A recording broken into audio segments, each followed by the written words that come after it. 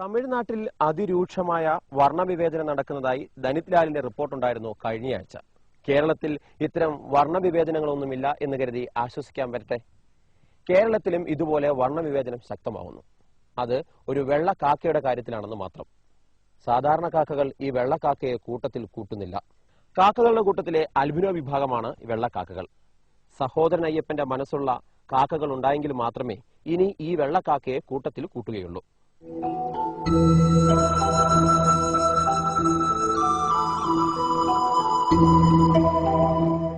ഇത് ആലങ്കോട് പള്ളിമുക്ക് ശിഹാബ് മൻസിലിൽ സഫറുള്ളയുടെ വീട്.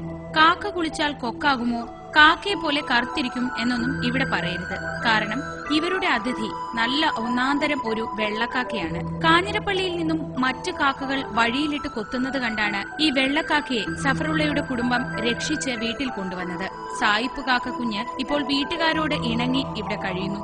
നല്ല വെള്ള തൂവലുകളും ചുവന്ന കണ്ണുകളുമാണ് ഈ കാക്ക സുന്ദരിക്കുള്ളത്. കൊറവസ് പെൻഡൻ, കൊറവസ് മാക്രോറിംഗ്സ് എന്നീ ശാസ്ത്രനാമമുള്ള രണ്ടിനം കാക്കകളിൽ ആൽബിനോ വിഭാഗമാണ് വെള്ളക്കാക്ക.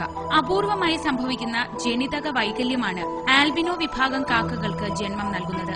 ഇത്തരം കാക്കകൾ മറ്റു കാക്കകളുമായി ഇണചേർന്നാൽ വെള്ളക്കാക്കകൾക്ക് ജന്മം നൽകാൻ കഴിയുമെന്നും ശാസ്ത്രലോകം പറയുന്നു.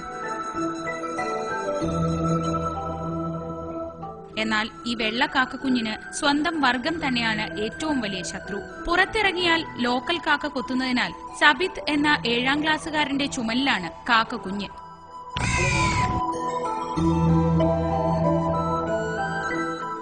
നമുക്ക് കാഞ്ഞിരപ്പള്ളിയിൽ നിന്ന് 3 ദിവസം മുമ്പാണ് കിട്ടിയത്. പിന്നെ ഇത് കാക്ക തിന്നുന്നതെല്ലാം കഴിക്കും. പിന്നെ ഇത് നമ്മൾ വിളിക്കുമ്പോൾ ഓടി വരും, കയ്യിലൊക്കെ വന്നിരിക്കും. ഇങ്ങനെ വീട്ടിലെത്തിയതുകൊണ്ട് വെള്ളക്കാക്ക ശത്രുക്കളിൽ നിന്ന് രക്ഷപ്പെട്ടെന്ന് കരുതണ്ട. സഫറുള്ളയുടെ വീട്ടിലെ പൂവൻ കോഴിയും താറാവും വെള്ളക്കാക്കയെ വീട്ടിൽ നിന്ന് പുറത്താക്കണമെന്നാവശ്യപ്പെട്ട് കലാപം തുടങ്ങിക്കഴിഞ്ഞു. വെള്ളക്കാക്കയെ എടുത്ത് ഓമനിച്ചാൽ പൂവൻ താറാവെത്തി വീട്ടുകാരെയും നാട്ടുകാരെയും കൊത്തും.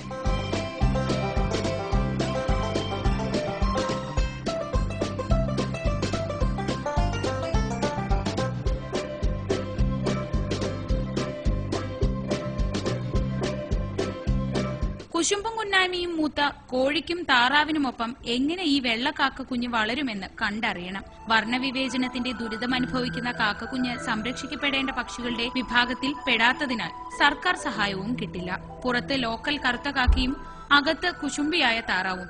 ഇവർക്കിടയിലെ നല്ലൊരു ജീവിതം വെള്ളക്കാക്കയ്ക്ക് കലൈഡോസ്കോപ്പ് ആശംസിക്കുന്നു.